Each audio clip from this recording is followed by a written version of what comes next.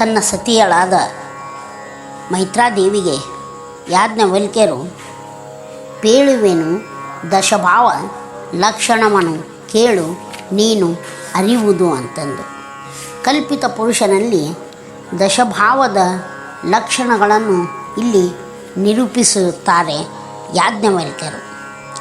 ಯಾವ ರೀತಿ ಅಂದರೆ, ತನು ಮಾನಸಾದಿಗಳು ಎನಿಪಲ್ಲಿ ಪರತತ್ವದ ಅನುಭೂತಿಯಳು ನಾನು ಎಂದಲ್ಲದೆ ಅನುದಿನ ಇರಲರಿಯದೆ ಕಥದಿಂದ ಮಾನಿನಿ ಕೇಳ್ ಹಂಭಾವ ಪರನಕ್ಕು ಎಂತೆಂದು.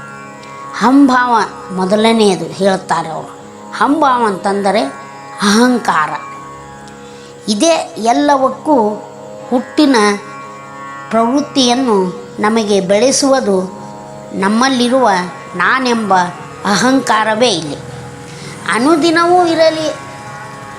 ಇರಲರಿಯದ ಕಥದಿಂದ ಅಂದರೆ ನಾನು ಎಂದು ದೇಹವನ್ನು ಮುಟ್ಟಿ ಮುಟ್ಟಿ ನಾವೆಲ್ಲರೂ ಮಾತನಾಡುತ್ತೇವೆ. ಇದು ಅನುದಿನವೂ ನಮ್ಮಲ್ಲಿ ಇದ್ದೇ ಇರುತ್ತದೆ.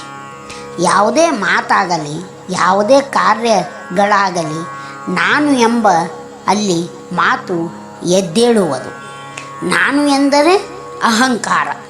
ಹೀಗೆ ತನು ಮಾನಸಾದಿಗಳು ಎನಿಪಲ್ಲಿ ತನುವಿನ ಹಿಡಿದು ನಾವು ನಾನು ಅನ್ನುತ್ತೇವೆ.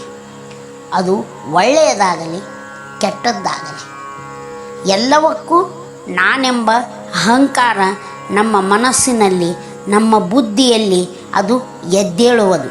ಆದರೂ ಪರತತ್ವದ ಅನುಭೂತಿಯಳು ನಾನು ಪರತತ್ವನಾಗಿ ವಿಚಾರವನ್ನು ಮಾಡಿದರೆ ನಾನು ಬ್ರಹ್ಮನೇ ಇದ್ದೀನಿ, ನಾನೇ ಬ್ರಹ್ಮ ಎಂಬುವುದು ಕೂಡ ಅದು ಅಹಂಭಾವವೇ ಎಂದು ಇಲ್ಲಿ ಯಾಜ್ಞವಲ್ಕ್ಯರು ತನ್ನ ಸತಿಯಳಾದ ಮೈತ್ರಾದೇವಿಗೆ ಇಲ್ಲಿ ಹೇಳಿಕೊಡುವರು.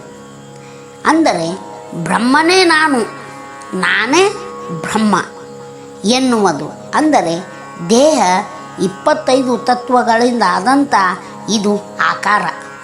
ಇದು ದಿನ ದಿನಕ್ಕೂ ಸಮಯ ಸಮಯಕ್ಕೂ ನಿಮಿಷ ನಿಮಿಷಕ್ಕೆ ವಿಕೃತಿಯನ್ನು ಹೊಂದುತ್ತಾ ಹೋದರೂ ಕೂಡ ನಾನು ಎಂಬುವುದು ಇಲ್ಲಿ ನಮ್ಮಲ್ಲಿ ಗಟ್ಟಿಯಾಗಿ ನೆಲೆಯೂರುವುದು.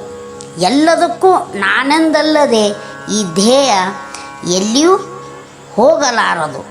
ಅದಕ್ಕೆ ಅನುದಿನವೂ ನಾನೆಂಬ ಕಥದಿಂದ ಕೇಳು ಇದು ಅಹಂಭಾವದ ಪರವಕ್ಕು ಎಂತೆಂದು ಈ ರೀತಿಯಾದಂಥ ಯಾಜ್ಞವಲ್ಕ್ಯರು ಮೈತ್ರಾದೇವಿಗೆ ತಿಳಿಸಿಕೊಟ್ಟರು. ಈ ಅಹಂಕಾರವೇ ನಮಗೆ ಮೋಕ್ಷಕ್ಕೆ ದೂರ ಬಿಡುವುದು ಎಂದು ಮಾನವ ತನ್ನಲ್ಲಿರ್ತಕ್ಕಂಥ ಈ ಅಹಂಕಾರವನ್ನು ದೂರೀಕರಿಸುವನು. ಆಗ ಆತ ಮೋಕ್ಷದ ಹಾದಿಯಲ್ಲಿ ಇರುವನು.